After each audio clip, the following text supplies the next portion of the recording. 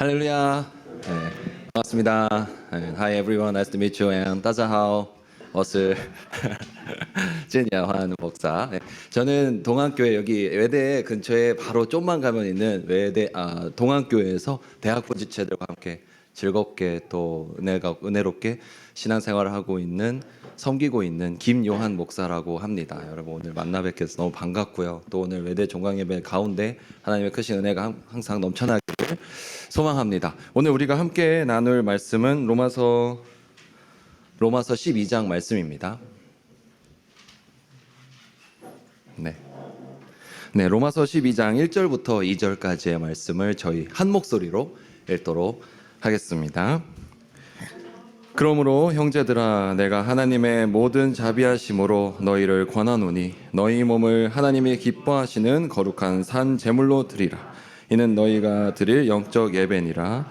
너희는 이 세대를 본받지 말고 오직 마음을 새롭게 함으로 변화를 받아 하나님의 선하시고 기뻐하시고 온전하신 뜻이 무엇인지 분별하도록 하라. 아멘.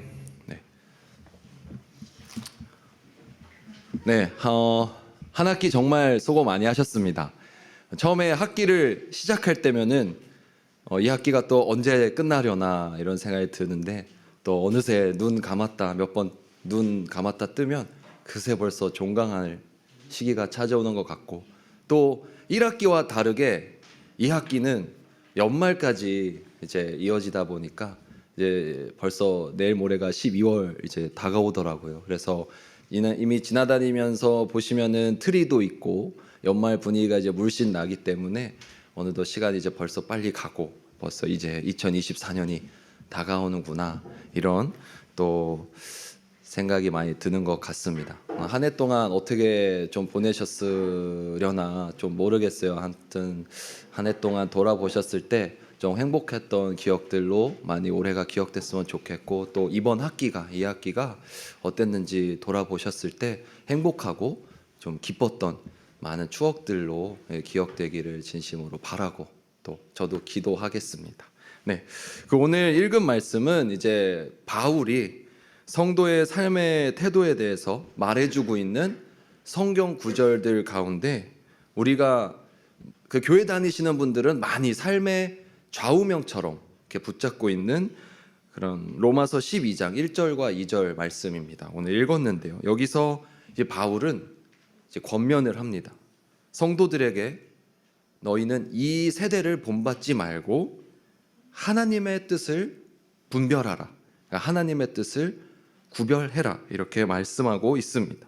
그렇다면 어떻게 하면은 이 세상 흐름에 따라가는 것이 아니라, 그대로 휩쓸리는 그런 세대를 사는 것이 아니라 시대적인 삶을 살아갈 수 있을까요? 오늘 제목이 시대적 삶을 살아가는 시대적 외대인이라는 제목인데, 사실 이 시대적이라는 뜻은 조금 한자나 이렇게 우리말로 하면 좀 어려운데 영어로 하면 좀 더 이해가 쉬울 것 같습니다. contemporary라는 단어예요. 그러니까 얼마나 지금 이 시점에 얼마나 현재에 맞게 현재적으로 이 시점에 맞게 살아가고 있는가, 이런 문제입니다.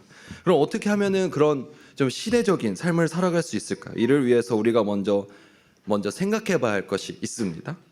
여러분이 먼저, 저는 오늘 성경책을 갖고 오신 분도 있고 그 어플이나 이걸로 성경을 보고 계신 분들도 계실 텐데, 여러분 어떤 버전의 성경을 읽고 계세요? 어떤 버전의 성경을 읽고 계시죠? 보통 그 지금으로부터 이제 506년 전에는 마틴 루터가 이제 종교 개혁을 하게 됩니다. 예전의 성경은 라틴어로 되어 있던 그 성경책을 헬라어나 독일어로 이제 번역을 해서 일반 대중들에게 보급해 주게 됩니다. 성도들에게 말씀을 가져다 주게 돼요. 그 이후로 성경은 이제 어떤 나라나 민족에 맞춰서, 그리고 그 대상들에 따라서 많은 언어들로, 많은 여러 가지 버전들로 번역이 되게 됩니다. 그래서 지금 아마 보고 계신 성경들은 이제 한국말로 이제 개역 개정이라든지, 또는 더 쉽게 풀어 쓴 우리말 성경, 또는 뭐 쉬운 말, 또는 뭐 그런 현대어 성경들이 있죠. 또 영어로는 NIV 버전, NLT 버전, 또 오늘 오신 분들 중에는 중국어 성경으로 보시는 분들도 계실 겁니다. 그래서 이렇게 다양한 역본으로 보고 있습니다. 그런데 아무리 현대인에게 맞추고 또 그 말을 쓰는 언어를 쓰는 그 사람들에게 맞추고 그렇게 할지라도 이 성경의 그런 표현 때문이 아니라 성경의 내용들 때문에 우리의 마음을 많이 어렵게 하는 경우는 많은 시대적인 간극을, 이 상당한 차이를 우리가 경험하게 됩니다. 벌써 성경을 읽다 보면 굉장히 오래전 얘기들 때문에 이해가 안 될 때도 있고, 오늘날 우리가 살아가는 삶과 너무 달라서 이것이 과연 오늘날 우리에게 무엇을 의미하고 있지? 나는 그러면은 성경대로 산다는 게 어떻게 살아가는 것일까 하는 고민이 자연스럽게 든다는 것입니다.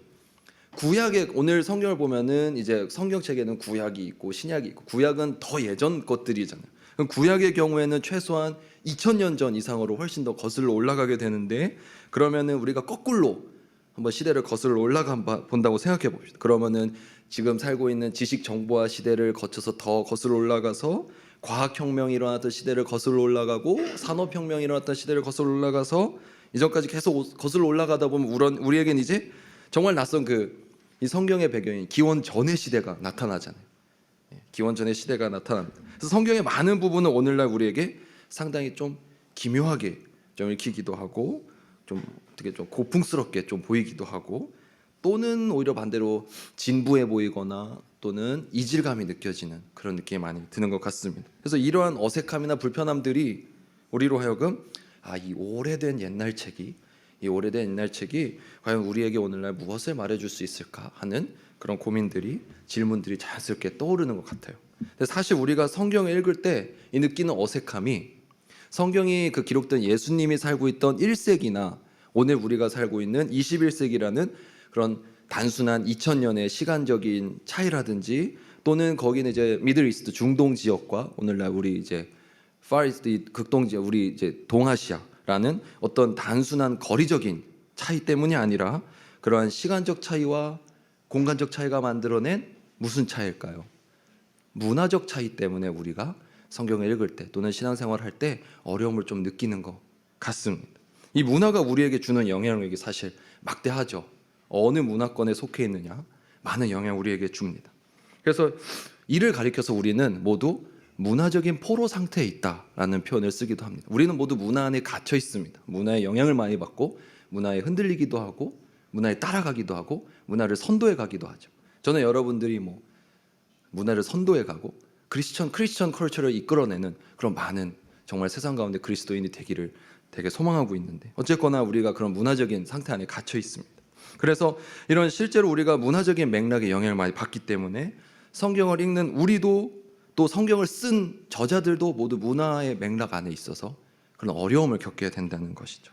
그래서 남성이나 여성, 또는 노인과 청년, 또는 흑인과 백인, 아시아인인과 유럽 사람, 자본주의자이든 사회주의자든 그런 것 상관없이 우리가 누구나 성경을 읽을 때마다 자기의 상황에 맞춰서, 또 자기의 그런 배경에 맞춰서 성경을 다르게 읽을 수밖에 없다는 것입니다. 우리는 각자의 주장이나 편견이나 선입견이나 어떤 관심사 등을 가지고 성경을 읽고 있고, 그렇기 때문에 주의를 기울이지 않으면은 우리가 신앙생활을 할 때, 성경을 읽을 때 그 성경 해석에 우리의 그런 배경들을 반영시키게 된다는 것이죠. 그렇다면 이러한 시대 가운데서 어떻게 하면은 이 세대를 본받지 않고 하나님을 닮아가면서 그의 올바른 뜻을 우리가 찾아낼 수 있을까? 그 해답은 오직 우리가 말씀을 어떻게 보는가, 말씀을 보는 그 관점에 있다고 우리가 볼 수가 있습니다. 여러분이 혹시 제가 한 가지 질문을 드리고 싶은데요. 여러분들 음식 중에서 어떤 음식을 가장 좋아하세요? What is your favorite food? 제가 중국말로 못해서 너무 하고 싶은데, 가장 좋아하는 음식이 어떻게 되시죠? 저는 피자를 가장 좋아합니다. 그래서 그 피자를 좋아하기 때문에 제가 가장 가고 싶은 나라가 바로 이탈리아인데요. 단순한 한 가지 이유 때문에 피자 한번 제대로 먹어보려고 이탈리아를 가장 가고 싶어하는 여행지로 꼽고 있습니다. 이탈리아 음식이 세계화에 성공한 대표적인 사례 중에 하나죠. 근데 이제 영화 이야기를 잠깐 하려고 합니다. 개봉한 지 20년이 지났지만 아직까지도 그 음식에 대한, 요리에 대한 영화라고 하면은 가장 손꼽히는 그런 영화가 있습니다. 빅 나이트라는 영화인데요. 빅 나이트라는 이 영화는 1950년대 미국을 배경으로 하고 있습니다. 미국 뉴저지의 한 그 시골 마을에 이제 이곳에 이탈리아 이주민들인 두 형제가 나옵니다. 프리모와 세콘도. 프리모랑 세콘도 이미 이름 자체가 첫째, 둘째라는 뜻이죠. 네. 그 첫째, 둘째가 이제 있어. 이탈리아에서 이제 아메리칸 드립을 품고 이제 건너온 형제예요. 미국에 와서 원고에는 파라다이스라고 되어 있는데 오늘은 패러다이스라고 읽어야 될 것 같습니다. 패러다이스 레스토랑을 이제 운영하고 있는 두 형제입니다. 근데 이제 글쎄 이 식당이 잘 운영이 안 되는 거예요.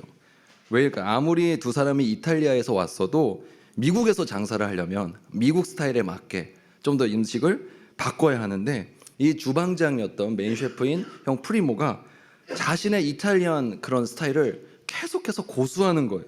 그러니까 이런 모습을 보면서 동생 세컨도는 이제 속이 타죠. 답답하죠. 아, 형이 좀 미국 사람들 입맛에 맞게 우리 음식을 바꿔야 되는데 안 바꾸니까. 그래서 식당을 운영하려면 돈이 필요한데 대출 만기일은 찾아오고 식당은 이제 적자가 계속 나고 손님은 점점 더 줄어들고 그런 어려움을 이제 겪게 됩니다.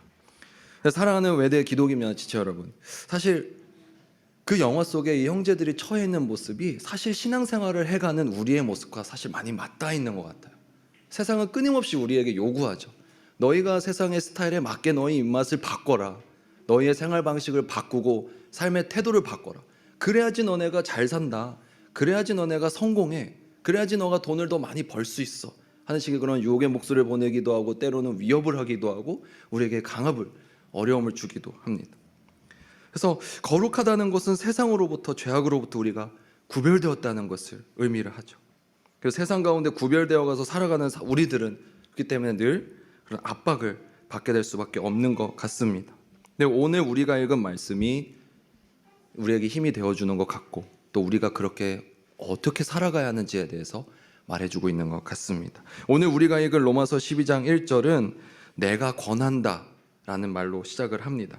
그러므로 형제들아 내가 권합니다 이렇게 말을 하고 있는데 바울은 오늘 읽은 이 12장 앞절에 9장부터 11장까지는 하나님의 의에 대해서 설명하고 있습니다.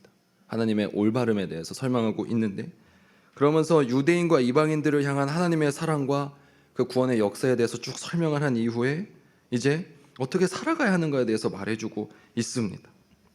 그러면서 나오는 오늘 첫 마디가 바로 너희 몸을 하나님이 기뻐하시는 산 제물로 드리라 이렇게 말하고 있습니다. 여기서 이 하나님께서 기뻐하시는 거룩한 산 제물로 드리라 그런 삶이 무엇을 의미할까요? 그것은 나 자신의 모든 것을 바쳐서 예배하는 삶을 의미합니다. 삶으로 예배드려라를 말하고 있는 것입니다. 그렇다면 삶으로 예배한다는 것이 무엇일지 잠깐만 살펴보겠습니다. 첫 번째는 저는 이 말을 바꾸는 것을 좋아하는데요. 저의 전공이 링기스틱입니다. 그래서 링기스틱 전공하다 보니까 약간 이 말을 만들어내는 걸 좋아하는데 첫 번째는 나의 신앙생활이 생활신앙이 되도록 하라는 것입니다. 다시 말씀드리면은 우리가 집에 가면 무슨 생활을 하죠? 가정생활을 합니다. 학교에 가면 캠퍼스 라이프를 하고 직장에 가면 워크 라이프를 하죠. 그러니까 내가 어딜 가든지 그곳에 따라서 신앙생활을 하고 가정생활을 하고 직장생활을 하고 학교생활을 하고 그러면은 신앙생활이라고 했을 때는 나의 삶의 많은 일부분들 중에서 이 내 신앙도 한 부분이 되어 있는 모습입니다. 우리가 흔히 신앙생활을 한다고 할 때 많은 경우에 그렇게 되어 있는 것을 스스로 돌아봤을 때 발견하게 되죠. 내가 해야 할 일들이 물론 많습니다. 과제도 해야 되고 진로를 생각해야 되고 취업도 해야 되고 결혼을 해야 되고 사람도 만나야 되고 많은 하는 일들 중에 신앙생활이 신앙이라는 것이 그저 일부분에 들어가 있는 삶. 그런데 그것이 아니라 역전이 되는 거죠. 신앙생활이 아니라 생활신앙이라는 것은 내 모든 삶을 신앙하듯이 내 모든 삶의 어떤 부분들이 오히려 신앙 안의 영역에 들어오는 삶을 살아가는 것을 의미합니다. 사실 너희 몸을 여기서 몸은 단순히 우리의 바디, 플래시를 의미하는 것이 아니라 우리 존재 모든 것을 의미합니다. 너희 모든 삶 자체를 너의 존재, 여러분 존재 자체를 하나님께 드리십시오 하는 것은 아마도 우리 삶의 신앙생활을 그 신앙을 일부분처럼 하는 것이 아니라 나의 삶의 모든 부분으로 신앙생활을 하라는 것을 말씀하고 있는 것 같습니다. 그래서 이 로마서 12장 1절 말씀이 참 힘이 되는 것 같고 우리가 삶에 있어서 우리 많은 삶의 일부분들 그래서 저는 이렇게 수요 예배 또는 금요 기도회 또는 새벽 기도 이런 것들이 다 그렇게 나의 삶을 생활신앙으로 만들어가는 데 많은 중요한 역할들을 한다고 생각합니다. 날마다 아침에 일어나서 큐티를 하고 점심때 모여서 잠깐 기도회를 갖고 밤에 자기 전에 기도를 하는 모든 것들이 나의 삶을 신앙생활이 아니라 생활신앙으로 만들어가는 모든 일부분들이 된다는 것이죠. 그래서 오늘 이 종강 예배도 매우 중요합니다. 이 교회, 이 학교 안에서 모여서 예배 드리는 것, 이것이 한 번 모이고 지금 끝나고 마는 것 같지만, 일주일에 한 번 정도 굉장히 드문드문 간헐적으로 하는 것 같지만, 이거 한 번 한 번이 굉장히 우리 삶의 중요한 그런 시작점이 될 것입니다. 그리고 돼야만 하고요. 그래서 이제 종강 이후에 또 매주 수요일마다 예배가 없고 또 방학이 되면 각자의 삶 가운데 각자의 삶으로 나눠지시겠지만, 이제 가시겠지만, 삶의 자리에서 늘 기도의 시간과 말씀 묵상의 시간과 또 함께 모여서 기도하며 예배하는 시간을 꼭 놓치지 않으셨으면 좋겠습니다. 그리고 또한 말씀은 우리 자신을 제물로 드리라고 말씀하고 있습니다. 그것은 여기서 말하는 제사가 이제 더 이상 구약의 제사가 아니라는 것을 의미하고 있습니다. 구약에서는 계속해서 내 죄값을 대신해서 반복해서 드려야 하는 그저 어떤 대체물로서의 드려지는 것을 의미했다면, 이제는 다른 무엇으로 대신해서 드리는 것이 아니라 나 자신을 드리는 것을 의미합니다. 그래서 유독 여기서 제 마음에 어떤 은혜가 되었던 그 단어는 바로 거룩한 산 제물로 드리라 했을 때 이 살아있다라는 것이 은혜가 되더라고요. 거룩한 제물 사이에 들어가 있는 이 살아있는 리빙이라는 이것이 굉장히 은혜가 되었습니다. 우리의 드리는 예배는 살아있는 예배가 되어야 한다. 그것이 우리가 기억해야 하는 중요한 것 중에 하나인 것 같습니다. 두 번째로는 이제 거룩으로 나의 삶을 구별시켜라 라는 것입니다. 우리가 삶으로 예배하는 방법 두 번째는 거룩으로 나의 삶을 구별시켜야 한다는 것입니다. 제가 좋아하는 목사님 중에 한 분이, 개인적으로 아는 분은 아니에요. 이렇게 얘기하면 제 친분이 있는 걸로 오해하실 때가 있는데, 제가 좋아하는 책을 쓰신 스캇 솔즈 목사님이 있습니다. 거기 이제 많은 책들 중에 세상이 기다리는 기독교라는 책에 보면 월요일과 같은 평일이 주일과 전혀 상관없는 것처럼 살아가는 크리스천들에 대해서 이게 언급하고 계신 부분이 있습니다. 한번 읽어드리겠습니다. 많은 크리스천들이 그리스도 안에서의 삶이 내 직업적인 삶까지 변화시켜야 한다는 그런 성경적인 자각이 없이 세상 속으로 무작정 돌진한다. 이것은 단순히 기회를 놓치는 문제가 아니라 제자도와 사명에 대한 심각한 오해가 뿌리내리고 있다는 증거이다. 쉽게 말하면 주일날 은혜 받았는데 그것이 나의 평일의 삶까지 내가 굳이 영향을 미쳐야 하나? 내가 이 사명감을 직장에서, 집에서 그렇게 내가 애써가면서 해야 하나? 의문을 품고 살아가는 사람이 많다는 것이죠. 마치 가면을 쓴 것처럼 교회 안에서의 모습은, 성도 안에서의 모습은 너무나도 거룩한데 막상 밖에 나가면 언제 그랬냐는 듯이 세상 속의 사람들과 똑같이 살아가고 있는 그런 모습을 지적하고 있는 부분입니다. 그래서 많은 목회자들, 저와 같은 많은 목회자들이, 그리고 많은 교인분들이, 그리고 많은 각종 매체에서 늘 사실 교회가 위기라고 말하고 있어요. 선교단체가 위기라고 말하고 있습니다. 한국 기독교가 문제이고 종교가 위기라고 많이 말을 하고 있습니다. 이 복음이 위기이고 기독교가 위기라고. 그런데요, 그것은 저는 단언컨대 한 번도 교회가 위기였던 적이 없고 예수 그리스도의 복음이 위기였던 적이 없으며, 무엇이 잘못되어 있는 것이 아니라 사실 문제였던 것은 항상 내 자신의 신앙의 문제였고 우리의 신앙의 문제였던 것이지, 예수님은 늘 변함없으신 분이고 우리가 믿고 있는 그 복음도 늘 문제가 없었으며 한 번도 교회는 위기였던 적이 없었더라고요. 선교단체는 한 번도 위기였던 적이 없습니다.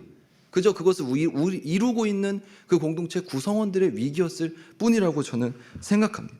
하나님은 여전히 살아서 역사하고 계시죠. 하나님의 복음은 위기였던 적이 한 번도 없죠. 세상이 오히려 여러분들을 기다리고 있다고 생각합니다. 저는 그래서 그들이 스스로 알고 있든 모르고 있든 인정하든 인정하지 않든 이 세상 가운데 하나님을 알지 못한 채 살아가고 있는 사람들은 사실 하나님을 찾고 있어요.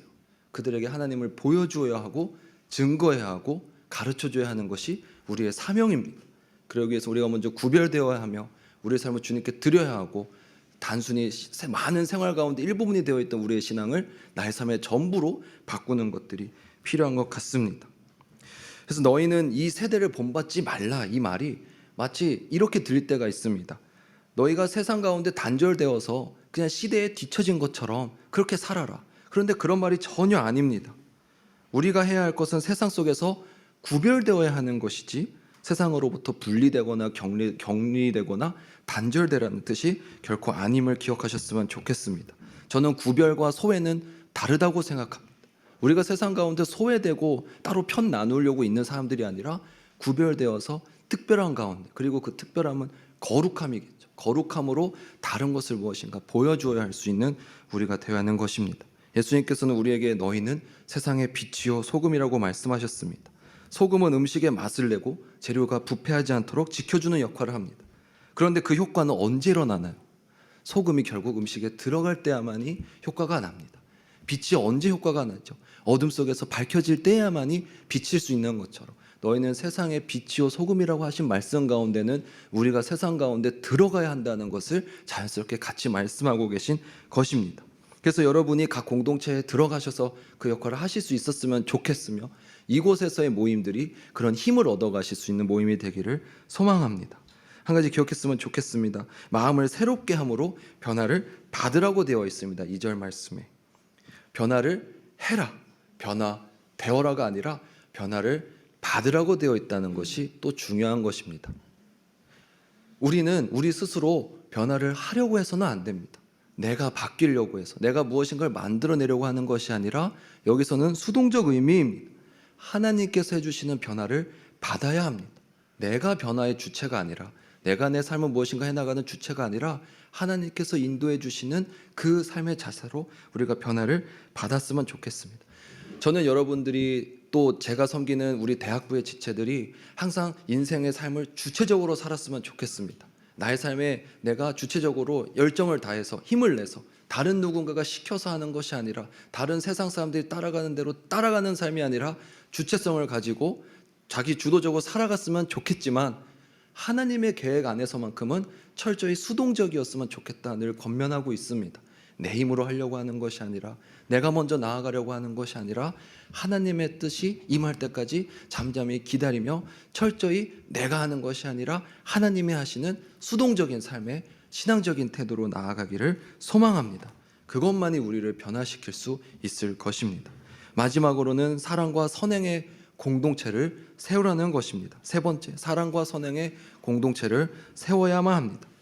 삶으로 예배하는 방법 세 번째인데요, 이 로마서 12장은 1절부터 쭉 읽다 보면은 한 장 전체가 결국엔 신앙의 실천에 대한 부분입니다. 우리가 어떻게 살아가야 하는가에 대한 부분인데, 1절과 2절 오늘 우리가 읽은 말씀은 우리의 기본 자세에 대한 이야기라면, 3절부터 쭉 13절까지는 이제 공동체 내에서, 커뮤니티 안에서 우리가 취해야 할 스탠스에 대해서, 애티튜드에 대해서 그게 말해주고 있는 것입니다. 그리고 마지막 14절부터 12장 마지막 9절까지는 일반적인 사회 안에서, 이 소셜 라이프 안에서 내가 사회의 구성원으로서 어떻게 살아가야 하는지 가르쳐주고 있습니다.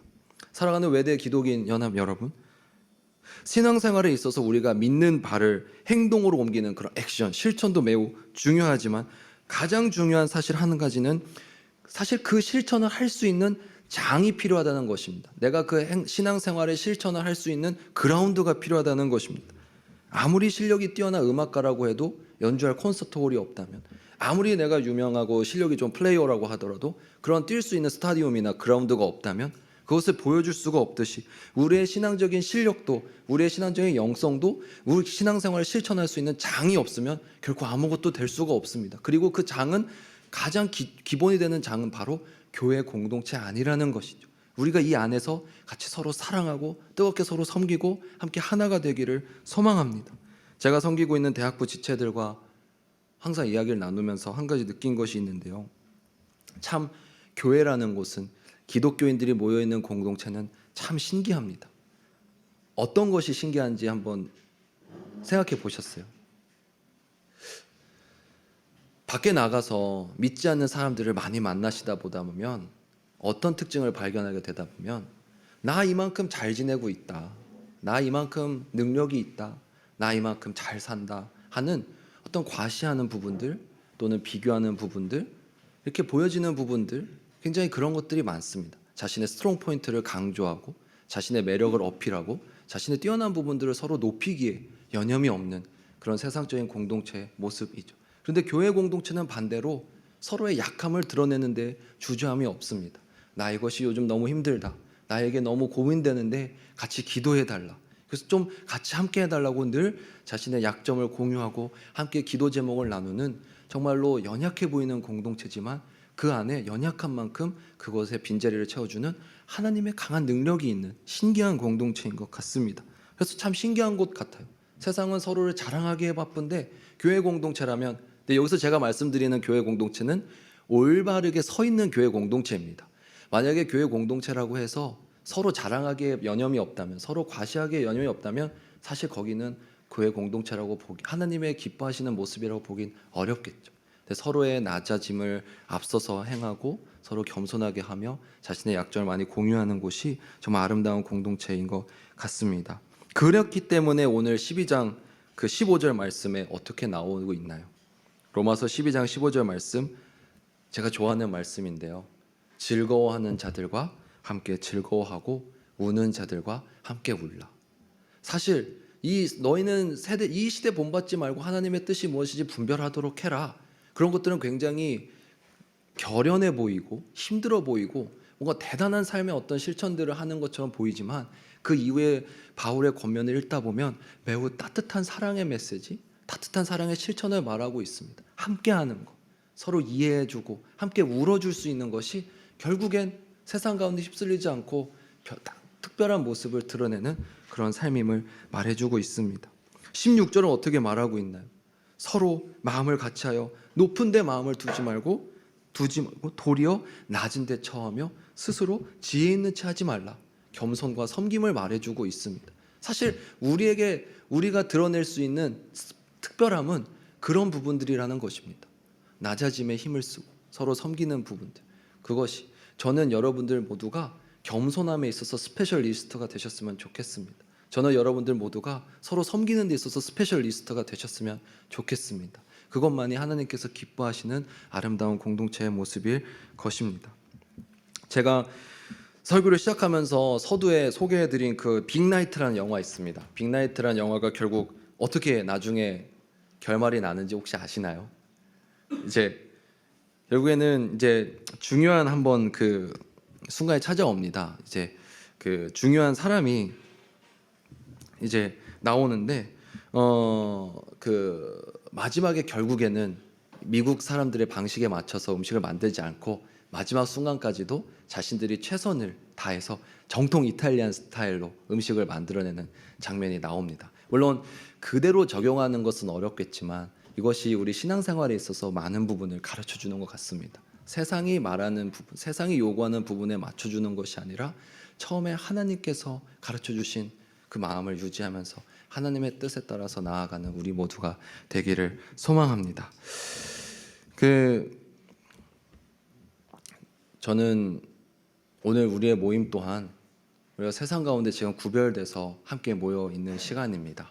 정말 이 시간이 저는 아름다운 시간 같습니다. 이 외대란 한국 외대라는 이 안에서 정말 예수 그리스도라는 이름으로 모여서 특별함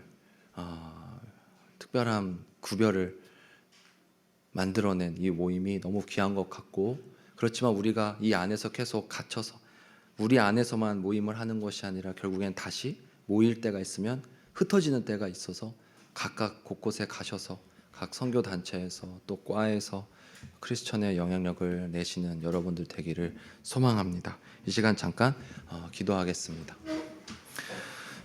사랑의 하나님 아버지, 오늘 이 시간 우리가 예수 그리스도라는 이름으로 모이게 하시니 감사를 드립니다. 우리의 상황과 우리의 국적과 우리의 생각과 심지어 오늘 이 자리에 모여있는 우리의 신념과 신앙마저도 다르지만, 그러나 우리가 이 자리에 모여있기까지 모든 것이 하나님의 인도하심이 있었을 줄로 믿습니다. 주님, 이 시간 우리의 마음을 하나로 모아 주시옵소서. 이 시간 우리가 한마음 한뜻이 되어서 아름다운 공동체를 이루기 소망합니다. 우리는 이 시간 외대 기독인 연합이라는 이름으로 모였습니다. 하나님 아버지, 이 자리에 모여있는 한 사람 한 사람 기억하여 주시고 주님께서 그 마음 찾아가 주셔서 주님의 사랑과 은혜를 마음껏 누리게 하여 주시옵소서. 이 자리에 모여있는, 이 자리에 지금 앉아서 함께 예배하는 모든 이들 가운데 함께하여 주셔서 단 한 사람도 예외 없이 이 자리에 모여있는 모두가 구경꾼이 되지 않고 그저 예배의 관중이 되지 않고 한 사람의 진정한 성도로서 한 사람의 진정한 예배자로서 함께할 수 있게 하여 주시옵소서. 주님, 우리가 이 안에 들어온 모든 지체들을 사랑으로 섬기기를 소망합니다. 한 사람 한 사람 그 이름을 기억하고 한 사람 한 사람 그 얼굴을 서로 기억하며 사랑으로 섬기기 주저하지 않고 내가 더 낮아져서 겸손함으로 섬기기를 나서며 서로를 사랑하고 무엇보다도 오늘 말씀에서 권면한 것처럼 함께 웃고 함께 울 수 있는 우리 외대 기독인 연합이 되게 하여 주시옵소서. 우리가 서로에게 관심을 갖기를 소망합니다. 따뜻하게 서로에게 말을 건네줄 수 있는 우리가 되기를 소망합니다. 내가 조금 바쁘더라도 내가 조금 힘들더라도 옆에 있는 사람을 잊지 않을 수 있도록 하여 주시고 그것이 예수님께서 보여주신 사랑이기에 그것이 예수님께서 우리에게 하라고 하신 명령이기에 우리가 날마다 사랑으로 이 공간을 가득 채울 수 있도록 인도하여 주시옵소서. 우리가 외대 기독인 연합으로 모였지만 결국에 우리의 이름이 사랑하는 자들이 되기를 소망합니다. 결국에는 우리의 이름도 다 잊혀지고 우리가 각자 속해 있는 우리 선교 단체의 이름도 잊혀질지언정 세상 사람들이 우리를 가리켜서 사랑을 하는 사람들이구나, 서로 사랑했던 이들이구나, 그렇게 기억될 수 있기를 소망합니다. 이름도 없이 빛도 없이 그저 예수 그리스도를 따르는 사람들로 살아가지만 우리가 하나님의 사랑만큼은 정말로 강렬하게 체험하고 또 그것을 좀 진실되게 전할 수 있는 우리가 되게 하여 주시옵소서. 그래서 우리의 공동체성이 우리의 정체성이 사랑이 되게 하여 주시옵소서. 이 외대 기독인 연합이 또 이 외대 공동체가 사랑의 공동체 되기를 소망합니다. 왜냐하면 하나님께서 본인을 말씀하실 때 스스로를 가리켜 하나님은 사랑이시다라고 말씀하셨던 것을 기억합니다. 우리의 다른 모든 이름들이 나의 이름과 나의 직책과 나의 배경과 나의 문화와 나의 국적과 나의 연령과 나의 경험과 나의 직장과 나의 삶 자체가 그저 하나님이 그러하셨듯이 사랑으로 대체될 수 있기를 소망합니다. 하나님은 사랑이시듯이 우리도 그분의 형상을 다 따라서 우리도 사랑 자체로 살아갈 수 있도록 하여 주시옵소서. 우리 모두가 그래서 나 김요한은 사랑이다, 하나님께서 그러하셨듯이 내 존재가 사랑으로 가득 차서 그 사랑을 전하면서 살아갈 수 있는 우리 모두의 고백이 되게 하여 주시옵소서. 하나님 아버지, 또한 이제 종강을 하게 해주시니 감사를 드립니다. 주님, 이 시간 우리가 기도의 자리로 나아가고자 합니다. 이 시간 우리가 다시 학교를 위해서 또 나라와 민족을 위해서 우리의 신앙생활을 위해서 기도할 때 주님께서 기뻐 받으시는 기도를 올려드릴 수 있도록 하여 주시고 각자에게 하나님께서 준비해 주신 뜻을 발견하는 기도의 시간 되게 해 주시옵소서. 모든 것 주님께 맡겨드리며 예수 이름으로 기도드립니다. 아멘.